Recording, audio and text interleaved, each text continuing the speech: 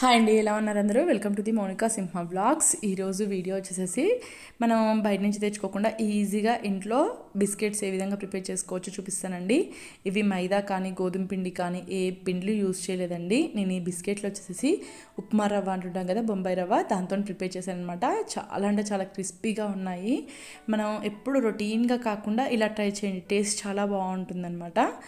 Snacks బాక్స్కే కానీ ట్రావెలింగ్స్లోకి కానీ దేనికైనా సరే మనకి పర్ఫెక్ట్గా ఉంటుంది. అంతేకాకుండా ఇవి 6 months వరకు నిలువ ఉంటాయండి. ఖరాబ్ అనేది అస్సలు కాదనమాట. కాకపోతే కొంచెం మెత్తబడుతూ ఉంటాయి 6 months తర్వాత. 6 months వరకు నిలువ ఉంటాయి అనమాట. ప్రిపేర్ చేసుకోవడానికి నేను ఇక్కడ వచ్చేసి ఉప్మా రవ్వ తీసుకుంటున్నాను. ఇది వచ్చేసి 2 cups యూస్ చేస్తున్నానండి. ముందుగా మిక్సీ జార్లో వేసుకొని మెత్తగా పౌడర్ లాగా చేసుకోవాలన్నమాట. మెత్తగా పౌడర్ లాగా చేసుకొని ఒక గిన్నెలోకి తీసుకోవాలి. నేను ఇక్కడ ఒక 2 cupsతో ప్రిపేర్ చేస్తున్నాను అనమాట. ఇవి వచ్చేసేసి ఈ పిండిని నేను రవ్వని మెత్తగా పిండిలాగా పట్టుకొని నేను ఒక గిన్నెలోకి యాడ్ చేసేసుకున్నాను. మొత్తము చాలా ఈజీ ప్రాసెస్ అండి. ఎక్కువ టైం అయితే పట్టదు. చాలా తక్కువ టైంలో ఈజీగా ప్రిపేర్ చేసుకోవచ్చు. మైదా పిండి, గోధుమ పిండి ఇలా పిండి కాకుండా ఇలా రవ్వతోటి ఈజీగా ప్రిపేర్ చేసేసుకోవచ్చు అనమాట. నేను ఇక్కడ వచ్చేసేసి బొంబాయి రవ్వ యూస్ చేస్తున్నాను కదా, ఇలా గోధుమ రవ్వ ఉంటుంది కదా సన్నగా, ఆ రవ్వతో కూడా ప్రిపేర్ చేయొచ్చు అనమాట.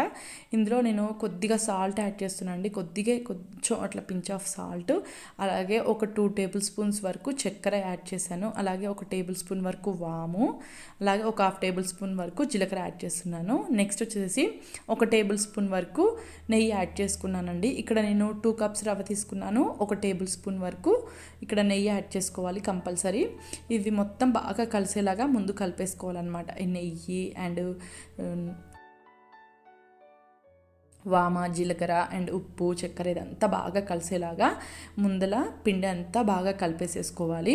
ఇక్కడ మీకు చూపిస్తున్నాను చూడండి. నేను ఒకసారి ఇట్లా మనం చేతితోటి గట్టిగా ఉండలాగా చేసి ఇట్లా ఉండ రావాలన్నమాట పిండి. ఇలా అయితే మనకి పర్ఫెక్ట్గా పిండి రెడీ అయినట్లు. ఇలా అయితేనే మనకి క్రిస్పీగా వస్తాయండి బిస్కెట్స్ వచ్చేసి, లేదా కొంచెం మెత్తగా వస్తాయి అన్నమాట. మనకి ఇలా ముద్ద అనేది కాలేదంటే పిండి కొంచెం మెత్తగా వస్తాయి అన్నమాట. మొత్తం కలుపుకున్న తర్వాత ఇందులో నేను వాటర్ యాడ్ చేసుకొని కలుపుకుంటున్నాను. నార్మల్గా మనం చపాతీ పిండి ఇవి కలుపుకుంటుంటాం కదా, దానికంటే కొంచెం లూజ్గా కలుపుకోవాలండి. ఎందుకంటే మనం ఇక్కడ రవ్వ యూస్ చేస్తున్నాం కాబట్టి మనం కరెక్ట్గా గట్టిగా కలుపుకున్నాం అనుకోండి, రవ్వ అనేది తొందరగా గట్టిపడుతుందంటే రవ్వ వాటర్ని ఎక్కువ అబ్జర్వ్ చేస్తుంది. కాబట్టి కొంచెం లూజ్గా కలుపుకోవాలన్నమాట. ఇక్కడ నేను కొంచెం లూజ్గానే కలిపి తీసుకుంటున్నాను. ఇది ఒక 1/2 hour అన్నా పక్కకు పెట్టేసుకోవాలి. ఈ రవ్వ అనేది కొంచెం మెత్తబడాలండి. మనం రవ్వని ఎంత మిక్సీ పట్టినా కానీ మరీ మెత్తగా పౌడర్ లాగా అయితే కాదు, కొంచెం రవ్వగానే ఉంటుంది. ఇదంతా బాగా మెత్తపడాలన్నమాట. ఇక్కడ నేను కలిపేసేసి పెట్టేసుకుంటున్నాను. ముందుగా ఒక హాఫ్ అన్ అవర్ సేపు పక్కకు పెట్టేసుకుంటున్నాను. ఇది నేను ఒక 1/2 hour పక్కకు పెట్టుకున్న తర్వాత నెక్స్ట్ ప్రాసెస్ చూసేద్దాము. చాలా ఈజీగా ప్రిపేర్ చేసేసుకోవచ్చు అండి. ఇక్కడ నేను ఒక 1/2 hour పక్కకు పెట్టుకున్నాను. నెక్స్ట్ మీకు ఓపెన్ చేసి చూపిస్తున్నాను చూడండి. కొంచెం గట్టిగా ఉందన్నమాట పిండి అనేది. మనం ఫస్ట్ స్మూత్గా చాలా మెత్తగా కలుపుకున్నాం కదా, కానీ కొంచెం గట్టిగా అయిపోయింది పిండి. నేను ఇక్కడ కొంచెం బాగా కలిపేస్తున్నాను పిండిని వచ్చేసేసి మొత్తం బాగా కలిసేలాగా కలిపేసుకుంటున్నాను అనమాట. కొంచెం స్మూత్గా అవుతుంది బాగా కలపడం వల్ల అని చెప్పేసి ఒకసారి మొత్తం పిండి అంతా బాగా కలిపేసుకుంటున్నాను. చాలా ఈజీ అండి ప్రిపేర్ చేయడము. ఇక్కడ మనం పిండి కలుపుకోవడానికి మాత్రం టైం పడుతుందన్నమాట. మిగిలినంతా చాలా త్వరగా అయిపోతుంది ప్రాసెస్ అనేది. మనం ఇవి ఒకసారి ప్రిపేర్ చేసుకున్నాం అనుకోండి, మినిమం తక్కువ 3 నెలల కంటే ఎక్కువనే ఉంటాయి. కానీ అన్ని రోజులు మాత్రం కంపల్సరీ ఉంచరండి. చాలా త్వరగానే డబ్బా ఖాళీ అయిపోతుంది అనమాట. అంత బాగుంటాయి అనమాట. ఇందులో మనం వాము, జీలకర్ర యాడ్ చేసాం కాబట్టి మంచి క్రిస్పీగా ఉంటాయి. ఇక్కడ మీకు చూపిస్తున్నాను చూడండి. ఇలా లేయర్స్ రావాలన్నమాట. మనం అట్లా బాగా కలుపుకుంటే ఇలా లేయర్స్ వస్తుంది. ఈ పిండిని 2 భాగాలుగా చేసుకొని ఒకటి వచ్చేసి పక్కకు పెట్టేసుకుంటున్నాను. మనకు కావాలనుకుంటే మొత్తం కలిపి ఒకేసారి చపాతీ రుద్దేసేసుకోవచ్చు. కానీ ఇక్కడ నాకు కొంచెం గట్టిగా ఉందని చెప్పేసి కొద్దిగా పిండితో ముందుగా రుద్దేసుకుంటున్నాను అనమాట. పిండి అంతా బాగా కలిసేలాగా ఒకసారి మొత్తం కలుపుకున్న తర్వాత ఇంకా చపాతీ రుద్దేసుకోవడమే. నేను ఇక్కడ కొద్దిగా గోధుమ పిండి కింద ఫ్లోర్ మీద యాడ్ చేసేసుకొని చపాతీ కర్రతోటి చపాతీ రుద్దేసుకుంటున్నాను.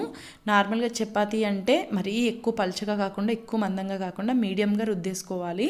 ఇక్కడ మనకి పిండి కూడా పెద్దగా అవసరం లేదండి. ఫస్ట్ కొంచెం లైట్గా అంటే కింద ఫ్లోర్కి అతుక్కోకుండా కొద్దిగా లైట్గా యాడ్ చేసుకుంటే సరిపోతుందన్నమాట. మరీ ఎక్కువ ఫ్లోర్ కూడా ఇక్కడ యాడ్ చేయని అవసరం లేదు. ఇక్కడ కొద్దిగా లైట్గా యాడ్ చేసుకొని ఇక్కడ నేను చపాతీ రుద్దేసుకుంటున్నాను.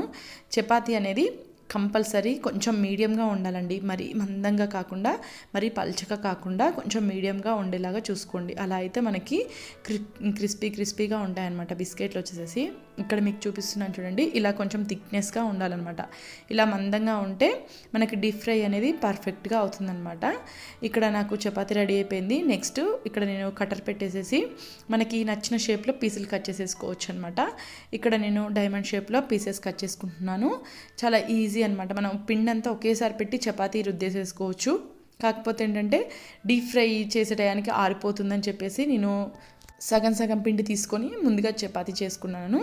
ఇక్కడ మనకి నచ్చిన షేప్లో కట్ చేసేసుకోవచ్చు. ఇక్కడ నేను ముందుగా స్ట్రైట్గా కట్ చేసేసి నెక్స్ట్ క్రాస్గా కట్ చేసుకుంటున్నాను అనమాట. కొంచెం డైమండ్ షేప్లో అయితే తినడానికి పిల్లలు కూడా ఇష్టపడుతూ ఉంటారని చెప్పేసి ఇక్కడ నేను కొంచెం డైమండ్ షేప్లో కట్ చేసుకుంటున్నాను. మనకు కావాలనుకుంటే డైమండ్ షేప్ కానీ లేదా చిన్న చిన్న షేప్స్ వస్తుంటాయి కదండి, ఆర్ట్ షేప్ కానీ ఇలా రౌండ్ షేప్స్లో కానీ మనకు నచ్చిన షేప్లో స్టార్ షేప్ కానీ ఇలా మనకు నచ్చిన షేప్లో కట్ చేసేసుకోవచ్చు అనమాట. నార్మల్గా బిస్కెట్ కటర్స్ ఉంటాయి కదా, వాటితో కూడా కట్ చేసి ప్రిపేర్ చేసేసుకోవచ్చు. ఇక్కడ నేను కట్ చేసుకున్నాను. ఇక్కడ మీకు చూపిస్తున్నాను చూడండి, ఈ మాత్రమైన థిక్నెస్ ఉండాలన్నమాట. ఇలా థిక్నెస్గా ఉన్నా కానీ మనకి క్రిస్పీగా వస్తాయి. మరి పల్చగా మాత్రం అసలు చేయొద్దండి. పల్చగా అయితే కొంచెం మాడిపోయినట్టుగా ఇలా గట్టిగా ఉండిపోతాయి అన్నమాట. ఇలా మీడియంగా మందంగా ఉండేటట్టు చూసుకోండి. ఇక్కడ మీరు చూసినట్లయితే నేను ఫ్లోర్ మించి ఈజీగా తీసేస్తున్నాను. అంటే అతుక్కొని కూడా అతుక్కోదండి, ఇది రవ్వ కాబట్టి. పిండి అయితే అతుక్కుంటుంది కాబట్టి, రవ్వ కాబట్టి అతుక్కోదనమాట. ఇక్కడ డీప్ ఫ్రై కోసం నేను స్టవ్ మీద ఆయిల్ పెట్టుకొని, ఆయిల్ వచ్చేసేసి మీడియం హీట్లో ఉండాలండి.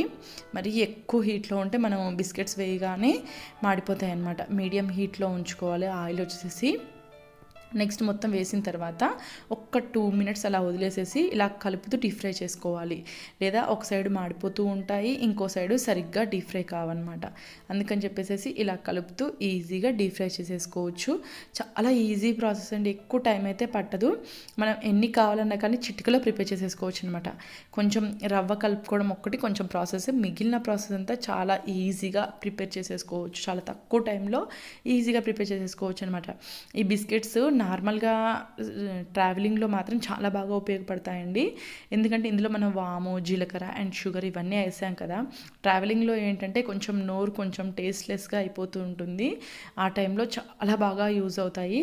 అంతేకాకుండా ఇంట్లో మనం ఏమీ లేనప్పుడు అప్పటికప్పుడు ఈజీగా ప్రిపేర్ చేసుకోవచ్చు అండి. స్నాక్స్ వచ్చేసి మనం డీప్ ఫ్రై చేసుకున్న తర్వాత ఏంటంటే మనకు కొంచెం కారంగా కావాలనుకుంటే కొద్దిగా చాట్ మసాలా అండ్ కారం కూడా లాస్ట్లో డీప్ ఫ్రై చేసుకున్న తర్వాత కొంచెం కారంగా కూడా యాడ్ చేసుకోవచ్చు అనమాట. చాలా బాగుంటాయి. మనం ఒకవేళ కారం యాడ్ చేయాలనుకుంటే ఇలా డీప్ ఫ్రై అంటే స్టవ్ నుంచి ఆయిల్లోంచి తీసి వేసిన ఎమ్మటే పైన కారము అండ్ కొద్దిగా చాట్ మసాలా యాడ్ చేసుకోండి. అలా కొంచెం కారంగా కూడా ఉంటాయి అనమాట. చాలా బాగుంటాయండి బిస్కెట్స్. రొటీన్గా కాకుండా ఇలా కొద్దిగా వాము అండ్ జీలకర్ర, వాము క్వాంటిటీ అనేది కొంచెం ఎక్కువగా ఉండాలి. వాము 1 టేబుల్ స్పూన్ వేసుకుంటే 1/2 టేబుల్ స్పూన్ వరకు జీలకర్ర వేసుకోవాలన్నమాట. వాము అనేది కొంచెం ఎక్కువగా వేసుకోవాలి. అలా అయితేనే దీని టేస్ట్ అనేది మనకు తెలుస్తుంది అనమాట. ఇక్కడ నాకు డీప్ ఫ్రై అయిపోయాయండి. సపరేట్ ప్లేట్లోకి సర్వ్ చేసేసుకున్నాను. చాలా అంటే చాలా క్రిస్పీగా ఉన్నాయి. నేను మాత్రం ఈ పిండి చేసిన 2 daysలోనే ఫుల్గా ఖాళీ అయిపోయాయి. అంత టేస్టీగా ఉన్నాయండి. ఎక్కువ టైం అయితే పట్టదండి ప్రిపేర్ చేయడానికి. అంతేకాకుండా ఖాళీ కావడానికి కూడా ఎక్కువ టైం అయితే పట్టదు. చాలా త్వరగా డబ్బా ఖాళీ చేసేస్తానమాట. అలాగే నా తరపున వచ్చిన రిక్వెస్ట్ అండి, నా వీడియోస్ కానీ మీకు నచ్చినట్టయితే లైక్ చేయండి, షేర్ చేయండి, సబ్స్క్రైబ్ చేసుకోండి. అలాగే ఈ వీడియో ఎలా అనిపించిందో కామెంట్ సెక్షన్లో కామెంట్ చేయండి. Thank you very much watching.